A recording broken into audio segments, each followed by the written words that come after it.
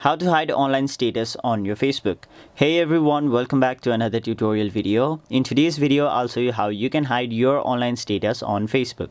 So to do that, first of all, open the Facebook app on your mobile device and then make sure you are logged into your Facebook account. Now once you're logged in, your home page will look somewhat like this, where on the bottom right corner of your screen you can see the menu option. Simply tap on it. After that, scroll down and then go to settings and privacy. Now go to settings, and after that, on the top right corner of your screen you can see the little magnifying glass icon. Simply tap on it and then type in active.